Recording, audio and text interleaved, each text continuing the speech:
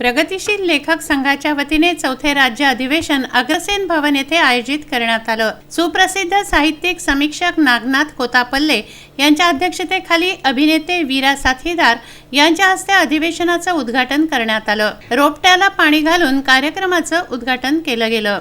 सुप्रसिद्ध हिंदी साहित्यिक व संपादक विनीत तिवारी यांनी बीज भाषण केलं।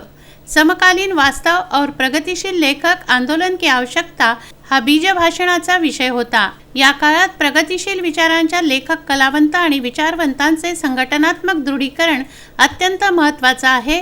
या उद्देशाने राज्यभरातील प्रगतिशील लेखक संघाशी जुळलेल्या कवी, लेखक, कलावंत, विचारवंत यांना अधिवेशनाला आमंत्रित करण्यात आलं। प्रत्येकाच्या विचार प्रवाहाला अधिक दृढतेने आपल्या सर्जनशील निर्मितीतून मांडण्याची प्रेरणा मिळावी, चैतन्यशील वातावरण निर्माण व्हावं हा उद्देश अधिवेशनामागील होता। मोठ्या संख्येने प्रगतिशील लेखक संघाचे पदाधिकारी व मान्यवर कार्यक्रमाला उपस्थित होते। प्रदीप इंगोले, विदर्भ न्यूज, अमरावती।